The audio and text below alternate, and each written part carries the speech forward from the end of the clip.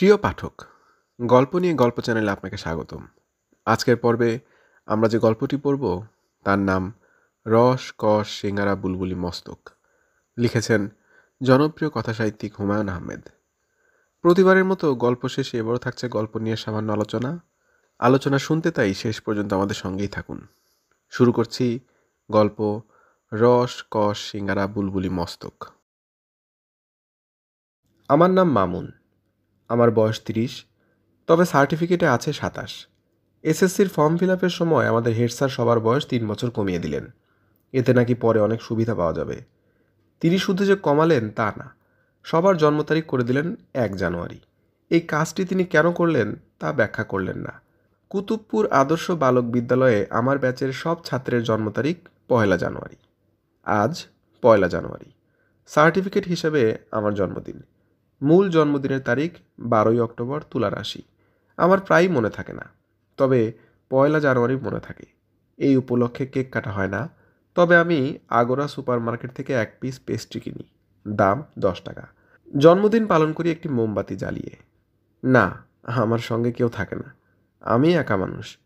জ্বলন্ত মোমবাতি ফু দিয়ে নিভিয়ে বেসুরো গলায় গান ধরি, happy birthday dear Mamun, happy birthday to you.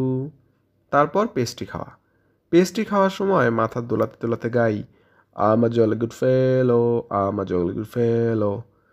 আমার পড়াশোনা বিদ্যা বুদ্ধি সম্পর্কে এখন বলা যেতে পারে। এসএসসিতে ফার্স্ট ডিভিশন, 5টি লেটার। এইচএসসিতে ফার্স্ট ডিভিশন, লেটার নেই। বিএতে সেকেন্ড ক্লাস, এমএতে টেনে টুনে third class. MA third class হলো এমএ ফেলের চেয়েও নিচে। কাজেই আমি কাউকে এমএ রেজাল্টের কথা বলি না। যে প্রতিষ্ঠানে কাজ করি তাদের বিএ পাশের কথা জানাইনি। জানালে তারা আমাকে চাকরি দিত না, আমি ওভার কোয়ালিফাইড হয়ে যেতাম। আমি একটা প্রতিষ্ঠানের টি ম্যান, বাংলায় কি হবে, চাওয়ালা। অফিস চলাকালে যে চা চায় তাকে চা বানিয়ে দিই, কফি বানিয়ে দিই। প্রতিষ্ঠানের নাম অন্যপ্রকাশ। এরা নানা বইপত্র ছাপায়। বইয়ের প্রুফ নিয়ে মাঝে মাঝে অনেক লেখকের বাসায় যেতে হয়। হুমায়ুন স্যারের বাসায় আমি অনেকবার গিয়েছি। তিনি আমাকে নামে চেনেন, আমার সঙ্গে রসিকতাও করেন।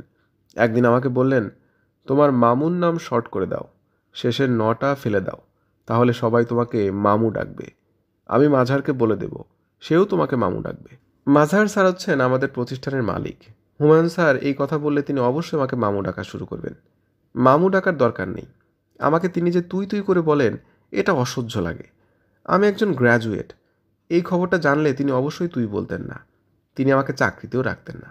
এই ধরনের প্রতিষ্ঠানে কিছু লোক দরকার, যাকে মালিকপক্ষ তুই তুকারি করতে পারে। মানুষকে তুচ্ছ তাচ্ছিল্য করায় আনন্দ আছে। আচ্ছা থাক ওনার কথা, আমি জন্মদিনের কথা বলি। অফিস থেকে বের হয়ে একটা চায়ের দোকানে ঢুকলাম। আমি টি ম্যান, সারাদিন অন্যের চা বানাই বলেই মনে হয় নিজের বানানো চা খেতে ভালো লাগে না।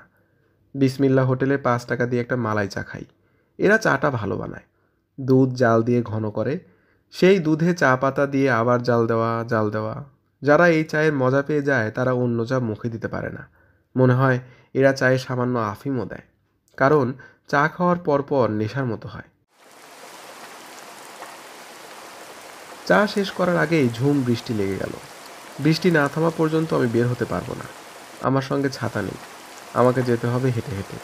রিকশায় করে যাওয়ার প্রশ্নই ওঠে না। আমি পাঞ্জাবির পকেটে হাত দিয়ে চুপ করে বসে রইলাম। পাঞ্জাবির পকেটে হাত দেওয়ার বিষয়টা বলি। পাঞ্জাবির পকেটে আমার ধানমন্ডির 3/A এর অ্যাপার্টমেন্টের 2টো চাবি।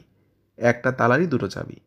প্রথম একটা চাবি দিয়ে ক্লকওয়াইজ ঘোরাতে হয়, তারপর দ্বিতীয় চাবি অন্য একটা ফুটায় ঢুকিয়ে অ্যান্টি ক্লকওয়াইজ ঘোরাতে হয়। এই চাবি আমার দুঃসম্পর্কের মামা হাশেম আলী খান জার্মানি থেকে এনেছেন, তার অ্যাপার্টমেন্টের মূল দরজার চাবি। আপনারা কি বুঝে ফেলেছেন আমি হাশেম মামার অ্যাপার্টমেন্টের একজন কেয়ারটেকার? হাশেম মামা থাকেন জার্মানিতে, আমি হাশেম মামার অ্যাপার্টমেন্টে থাকি। 3000 বর্গফুটের বিশাল অ্যাপার্টমেন্ট। ফ্রিজ আছে 2টো। একটা ফ্রিজের বোতাম টিপলে হরহর করে বরফ বের হয়। বসার ঘরে সোফার দাম 1,75,000 টাকা। বসলে মনে হয় মাখনের দলায় বসেছি। এ থেকেই বোঝা যায় ঘটনা কি। মজার ব্যাপার হচ্ছে, আমাদের মাঝার স্যারের অ্যাপার্টমেন্ট 3/A এর গলিতে। আমি যে একই গলিতে থাকি তা তাকে জানাইনি। জানালেই ঝামেলা, নতুন অনেক কাজ ঘাড়ে নিতে হবে। তার জন্য বাজার করে দেওয়া, তার 2 ছেলেকে স্কুলে নিয়ে যাওয়া আসা। মাঝার স্যার অবশ্য কয়েকবার আমাকে এই গলিতে দেখেছেন, প্রথম যেদিন দেখেন সেদিন বলেছিলেন, এদিকে কি? আমি বললাম, স্যার আমার এক দুঃসম্পর্কের মামার বাসা এই গলিতে, তার সঙ্গে দেখা করতে এসেছিলাম, এখন চলে যাচ্ছি। তিনি বললেন, ও আচ্ছা আচ্ছা। আমি বললাম, কিছু লাগবে স্যার? আমার কোনো কাজ কি আছে? তিনি বললেন, না, তুই কাল সকাল 7টার আগে বাসায় চলে আসবি, ছেলে দুটোকে স্কুলে নিয়ে যাবি, তাদের মায়ের জ্বর। আমি বললাম, জি আচ্ছা স্যার। আমি নিশ্চিন্ত হয়ে গেলাম। তিনি এই গলিতে আমাকে দেখলেও কখনো ভাববেন না এখানকার কোনো অ্যাপার্টমেন্টে আমি মোটামুটি রাজার হালেই বাস করি, এবং আমার অ্যাপার্টমেন্ট তারটার ডাবল। প্রতিটি ঘরে ফ্ল্যাট স্ক্রিন টিভি আছে। মূল শোবার ঘরের খাটে আছে ওয়াটার বেড, তোশকের ভেতরে তুলার বদলে পানি ভরা। বিছানায় শুলে মনে হয় পানির উপর শুয়ে আছি। এই জিনিস মাজার স্যার চোখে দেখেছেন বলে মনে হয় না। ওনাকে একবার আমার অ্যাপার্টমেন্ট দেখাতে পারলে ভালো লাগতো। না, ওনাকে আনা যাবে না। ওনাকে যেদিন আনবো তার পরদিন আমার চাকরি চলে যাবে। তবে হুমায়ুন স্যারকে একদিন দাওয়াত করে খাওয়াবো। উনি আসবেন কি না জানি না, মনে হয় আসবেন না। ওনাকে মাই ডিয়ার মনে হলেও উনি ভয়ঙ্কর অহংকারী। তবে তিনি যদি আসতেন তাকে একটা বিড়ালের গল্প শোনাতাম। বিড়াল নিয়ে দুটো উপন্যাস লিখেছেন, একটার নাম বিড়াল আর একটার নাম পুফি। দুটোই আমি পড়েছি, তেমন কিছুই হয়নি। আমি যে গল্পটা জানি সেটার কাছে বিড়ালের কোনো গল্পই দাঁড়াবে না, আল্লাহর কসম, নবীজির কসম।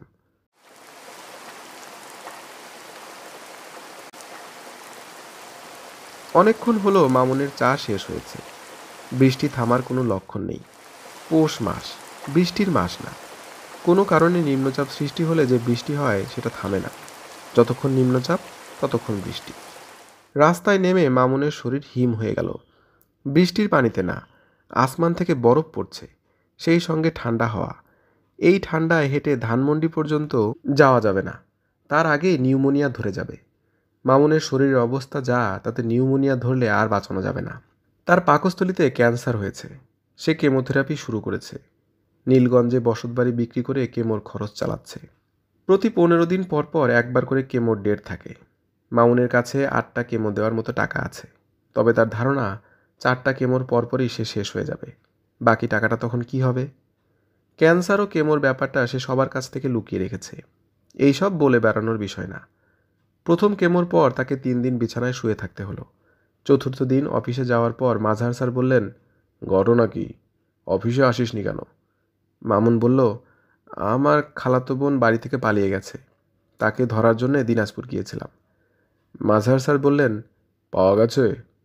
মামুন বলল, না, বর্ডার ক্রস করে ইন্ডিয়া চলে গেছে। যার সঙ্গে পালিয়েছে সে হিন্দু, নাম বিকাশ। আমার মনে হয় রুবিনা এই হিন্দুটাকেই বিয়ে করবে। মামুন জানে নতুন ধরনের অপ্রচলিত গল্প বললে সহজে পার পাওয়া যায়। জ্বর হয়েছে বলে 3 দিন আসতে পারি নাই, এই ধরনের গল্প পাত্তা পাওয়া যায় না। দ্বিতীয় কেমোর সময় অফিস কামাইয়ের গল্প সে তৈরি করে রেখেছে। কোনো রিক্সা নেই। মামুন হাঁটতে হাঁটতে এগোচ্ছে। রাস্তায় পানি জমে গেছে। খানাখন্দের মধ্যে পা পড়লে জীবাণু সংক্রমণ হবে, তখন আর রক্ষা নেই। কেমোথেরাপি চলার সময় শরীরে ডব্লিউবিসি কমে যায়, রোগ প্রতিরোধ ক্ষমতা থাকে সর্বনিম্ন পর্যায়ে। ঝোড়ো বাতাসের কারণে কারেন্ট চলে গেছে। চারদিক হঠাৎ অন্ধকার। যখন বিদ্যুৎ চমকাচ্ছে তখন আলো হচ্ছে। মোটর গাড়ির হেডলাইটের আলো থাকায় রক্ষা। মামুন বুঝতে পারছে সে কোথায় যাচ্ছে।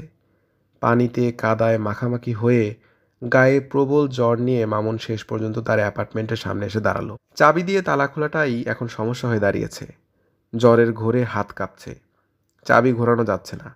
মামুনের কাছে মনে হচ্ছে সে অনন্তকাল ধরে চাবি ঘোরাচ্ছে। শেষ পর্যন্ত দরজা খুলল। মামুন বসার ঘরের বাতি জ্বালালো।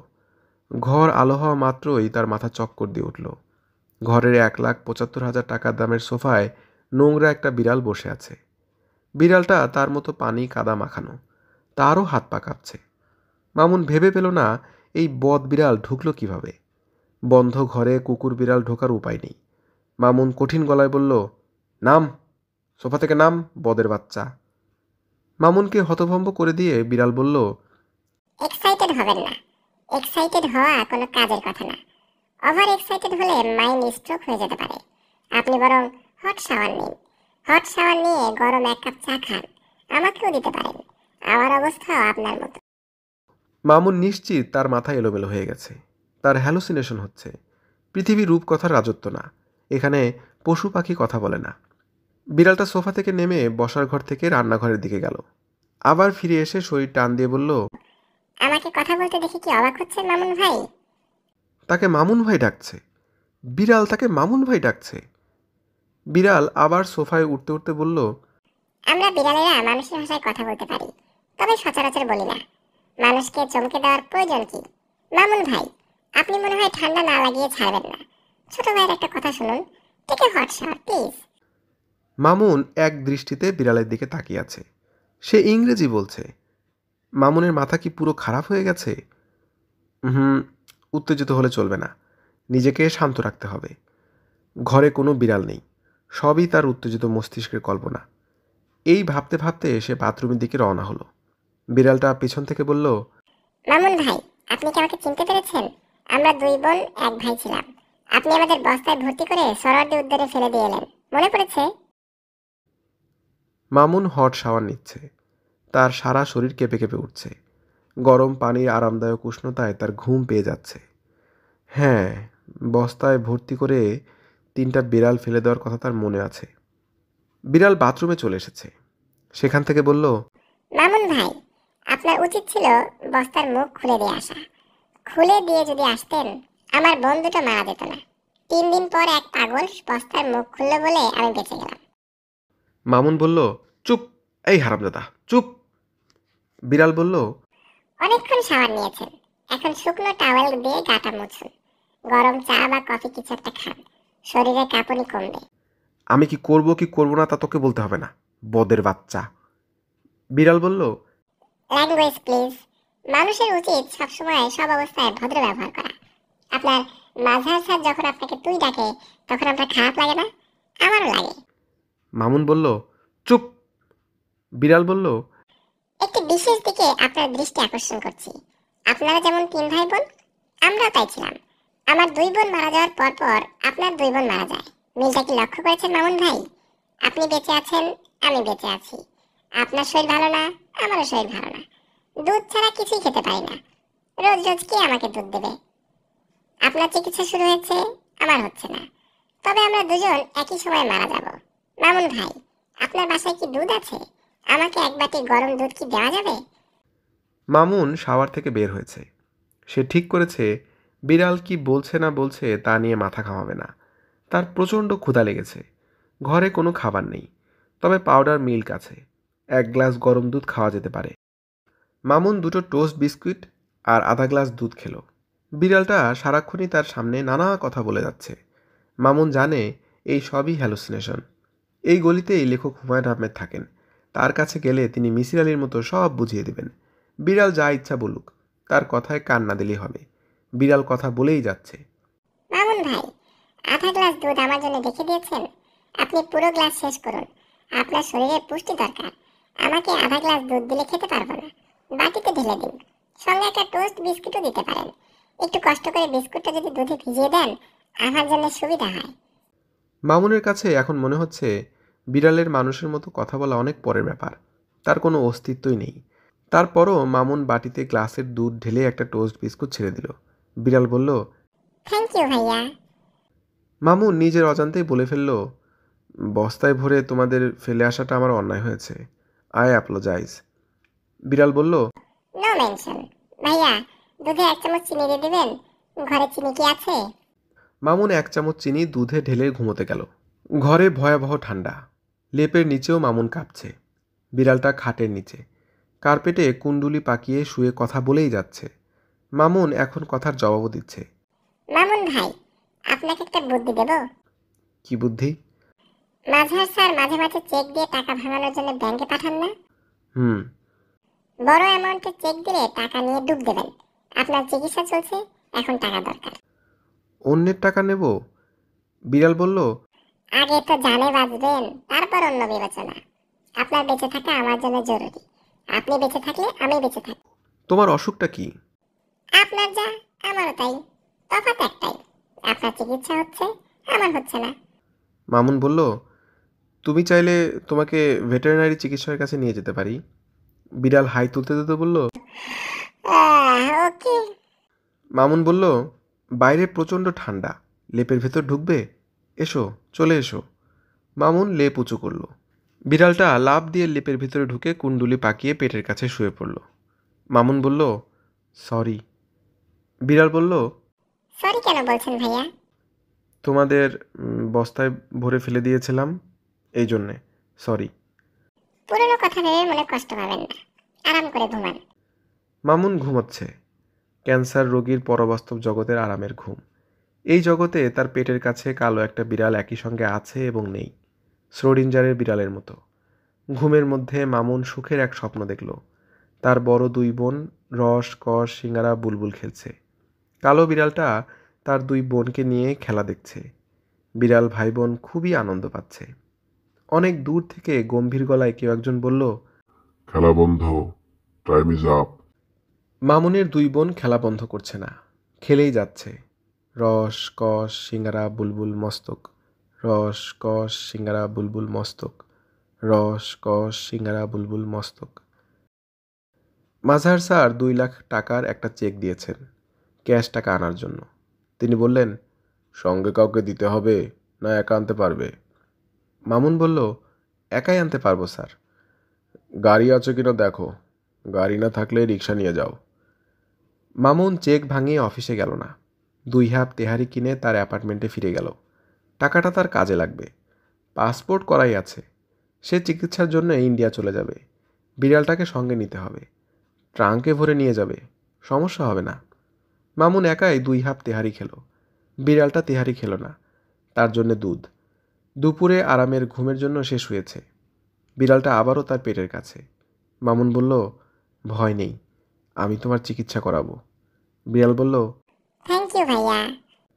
মামুনের চোখ ঘুমে বন্ধ হয়ে আছে। আগের রাতের স্বপ্ন ফিরে এসেছে।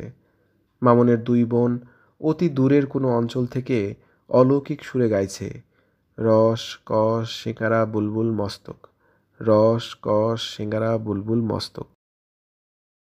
প্রিয় পাঠক, এতক্ষণ আপনি শুনলেন জনপ্রিয় কথাসাহিত্যিক হুমায়ুন আহমেদের লেখা শেষ গল্প রস, কস, সিঙ্গারা, বুলবুলি, মস্তক। আমার যদি ভুল না হয়ে থাকে তাহলে বলতে পারি নিউ ইয়র্কের নীল আকাশে ঝকঝকে রোদ ছিল হুমায়ুন আহমেদের লেখা সর্বশেষ আত্মজৈবনিক রচনা। মৃত্যুর মাত্র 4 মাস আগে লেখা সেই বইয়ে উঠে এসেছে হুমায়ুন আহমেদের ক্যান্সারের সাথে লড়াই করার দিনগুলোর কথা। এই বইতেই আমরা জানতে পারি তিনি একটা গল্পগ্রন্থ লেখার কথা ভাবছেন, যার নাম তিনি রেখেছেন কর্কট সময়।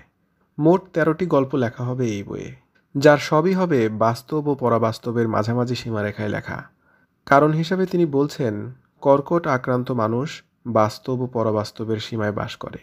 তার কাছে সবই বাস্তব এবং সবই অবাস্তব। অত্যন্ত দুঃখের বিষয়, হুমায়ুন আহমেদ সেই গল্প গ্রন্থের কাজ শেষ করে যেতে পারেননি। মাত্র 3টি গল্প লিখেছিলেন তিনি, যার মধ্যে এটি হলো শেষ গল্প। গল্পটি প্রকাশিত হয়েছিল 10ই ফেব্রুয়ারি 2012-তে প্রথম আলো পত্রিকায়। সেই হিসাবে বলা চলে এটি হুমায়ুন আহমেদের সর্বশেষ লিখিত গল্প। যাই হোক, খেয়াল করলে দেখা যাবে রস, কস, সিঙ্গারা, বুলবুলি, মস্তক গল্পের মামুনও লেখকের ইচ্ছা অনুযায়ী এক ধরনের বাস্তব ও পরাবাস্তবের সীমায় বাস করে। সেখানে তার সাথে কথা বলে একটি বিড়াল, এবং একসময় সেই কথা বলা পরবাস্তব বিড়ালের সাথে মামুন গুলিয়ে ফেলে নিজের বাস্তবতাকে। নিজে যেমন অসুস্থ, তেমনি সে বিড়ালটাকেও অসুস্থ দেখে, আবার নিজের বোনদের মৃত্যুর সাথে মিশিয়ে ফেলে বিড়ালের বলা কাহিনীকে। এই গল্পটি লেখার পেছনের গল্প নিয়ে হুমায়ুন আহমেদের নিজের কিছু কথা আছে। চলুন আগে সেই কথা শুনে নিই, তারপর অন্য আলোচনায় প্রবেশ করা যাবে। বিশ্ব সাহিত্যে কল্পবিজ্ঞানের গ্র্যান্ড মাস্টার আমেরিকান লেখক আইজাক আসিমভ। ভূতের গল্পের আরেক গ্র্যান্ড মাস্টার হলেন স্টিফেন কিং, ইনিও আমেরিকান। এই দুই লেখকই গল্প লেখার গল্প লিখতে পছন্দ করেন। আইজাক আসিমভ আবার স্টিফেন কিংয়ের এক কাঠি এগিয়ে। তিনি গল্পটি লিখে কত টাকা পেয়েছিলেন, কত পাওয়া উচিত ছিল তাও লেখেন। আমি এই দুইজনের অনুপ্রেরণায় মাঝে মাঝে গল্প লেখার পেছনের গল্প লিখি। আমার গল্পগ্রন্থ আজ দুপুরে তোমার নিমন্ত্রণে এই কাজটি করেছি। কারো দ্বারা অনুপ্রাণিত হওয়া দোষের কিছু না, হজম হয়ে যাওয়াটা দোষের। রস, কস, সিঙ্গারা, বুলবুলি লেখার পেছনে আছে প্লাটিনাম ঘটিত একটি রাসায়নিক যৌগ। প্লাটিনাম অতি মূল্যবান ধাতু।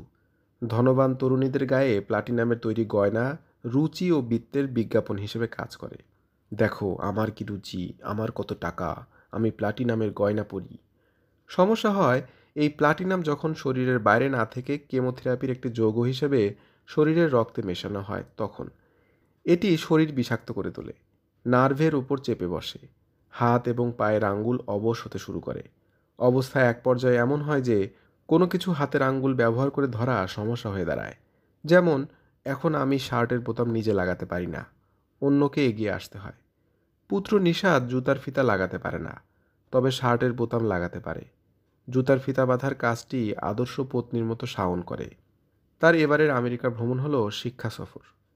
কেমোথেরাপি যে আমাকে এই পর্যায়ে নিয়ে যাবে তা আমার অনকোলজিস্ট প্রথম দিনেই বলেছেন। আমি লেখক এবং কম্পিউটারে লিখি না, আঙুলে কলম ধরে লিখি শুনে তিনি কিছুটা চিন্তিত হলেন।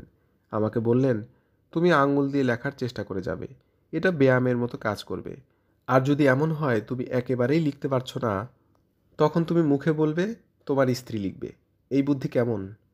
আমি বললাম, ভালো বুদ্ধি। রস কস সিঙ্গারা বুলবুলি গল্পটি আমি নিজের আঙ্গুল ব্যবহার করে লিখেছি। ভবিষ্যতে কি হবে তা বলতে পারছি না। গল্প কি লিখব ঠিক করা আছে। জাপানি কথাশিল্পী হারুকি মুরাকামির একটা গল্পের ছায়ায় ব্যাঙ নিয়ে গল্প। আদি গল্পে টোকিও শহরের এক লোক তার অ্যাপার্টমেন্টের দরজা খুলে দেখে ঘরে প্রকাণ্ড এক ব্যাঙ। ব্যাঙ মানুষের ভাষায় কথা বলতে থাকে। নিতান্তই রূপকথা টাইপ গল্প, কিন্তু গল্প শেষ করার পর মনে হবে এমন হতেও তো পারে। গল্পকারের এখানেই বাহাদুরি। আমি ঠিক করেছি ক্যান্সারে আক্রান্ত এক যুবক তার অ্যাপার্টমেন্টের দরজা খুলে দেখবে প্রকাণ্ড এক ব্যাঙ তার বসার ঘরের সোফায় বসে কফি খেতে খেতে খবরের কাগজ পড়ছে। মামুনকে ঢুকতে দেখে সে বলবে, আহারে, পুরা তো ভিজে গেছেন, জ্বর তো বাঁধাবেন, গরম পানিতে একটা হট শাওয়ার নিন, আমি এর মধ্যে চা বানিয়ে দিচ্ছি, চায়ে চুমুক দিন, চায়ে চিনি ক চামচ খান। কলম হাতে নেওয়ার পর মনে হলো আর একজনের গল্পের ছায়ার গল্প লেখার দরকারটা কি? আমি আমার মতো করে লিখি না কেন? জাপানি কথাশিল্পী ব্যাঙ নিয়ে গল্প ফেতেছেন, আমি ফাঁদব বিড়াল নিয়ে। সে মানুষের ভাষায় কথা বলবে না, তার মানুষের ভাষায় কথা বলার প্রয়োজনও নেই। বিড়াল হচ্ছে বিড়াল, তার জন্যে এক শব্দের ভাষা ম্যাও যথেষ্ট। তবে বিড়ালটা মুরাকামির ব্যাঙের মতো কথা বলা শুরুও করতে পারে। লেখক কলম হাতে নেওয়ার কিছুক্ষণের মধ্যেই কলমের নিয়ন্ত্রণ অন্য কারোর কাছে চলে যায়। এজন্যেই গল্পে কি ঘটবে না ঘটবে তা আগ বাড়িয়ে বলা যাবে না। ভালো কথা, গল্পের নামকরণ আমি ধার করেছি, এটা বলা দরকার। নিউ ইয়র্ক মুক্তধারার বিশ্বজিৎ সাহা আমাকে এক গাদা বইয়ের তালিকা দিয়ে গেছে। কলকাতা বই মেলায় এই সব বই প্রকাশিত হবে, আমি চাই কি না। একটি প্রকাশিতব্য বইয়ের নাম রস কস সিঙ্গারা বুলবুলি মস্তক। আমি ভাবলাম, ভালো তো, নাম হজম করে ফেললাম। আরেকটা কথা, এই গল্প উত্তম পুরুষে শুরু করে থার্ড পার্সনে চলে গেছি। বিষয়টা ইচ্ছাকৃত না, নিজের অজান্তেই ঘটেছে। আসুন এখন মূল গল্পে যাওয়া যাক। লেখকের বক্তব্য শেষ হলো, এবারে সামান্য আলোচনা করা যাক। আসলে আলোচনা করার মতো তেমন কিছুই নেই এই গল্পে। লেখকের শেষ দিকের এবং সেই সাথে অসুস্থ শরীরে লেখা বিধায় শুধু যে তিনি উত্তম পুরুষ থেকে থার্ড পার্সনে চলে গেছেন এমন নয়, গল্পে বেশ কিছু ভুলভ্রান্তিও আছে। যেমন তিনি বলছেন তিনি নাকি তার আজ দুপুরে তোমার নিমন্ত্রণ বইতে এরকম গল্প লেখার পেছনের গল্প লিখেছিলেন। আসলে তা লিখেছিলেন হিমুর একান্ত সাক্ষাৎকার ও অন্যান্য নামক বইতে। আবার মামুন বলে যে হুমায়ুন আহমেদের দুইটা বিড়াল নিয়ে বই আছে, একটার নাম বিড়াল আর একটার নাম পুফি। আসলে প্রথম বইটার নাম হবে বিপদ, বিড়াল নয়। গল্পের শেষে আমরা দেখি মামুনের সাথে অন্য প্রকাশের মালিক মাঝহার সাহেব তুমি তুমি করে বলছেন, যা গল্পের শুরুর অংশের সাথে সাংঘর্ষিক। আর গল্পের শুরুতে মামুন বলছিল তার কাছে 8টা কেমো দেওয়ার মতো টাকা আছে ঠিকই, কিন্তু মনে হচ্ছে 4টার বেশি দিলে সে টিকতে পারবে না। সে নিজেই যেহেতু জানে এই 4টার বেশি কেমো সে নিতে পারবে না, তারপরেও সে কেন টাকা চুরি করতে গেল? এর কোনো সদুত্তর পাওয়া যায় না। আরেকটা ছোট্ট অপ্রয়োজনীয় তথ্য জানিয়ে আলোচনা শেষ করি। গল্পের নাম হুমায়ুন আহমেদ যে বইটা থেকে হজম করে নিয়েছেন সেটি চন্দ্রিল ভট্টাচার্যের লেখা, এটা হুমায়ুন আহমেদ বলেননি। যাই হোক, সবাইকে শুভকামনা জানিয়ে আজকের মতো বিদায় নিচ্ছি। সবাই ভালো থাকবেন, সুস্থ থাকবেন। কথা হবে পরবর্তী কোনো গল্পে। ধন্যবাদ।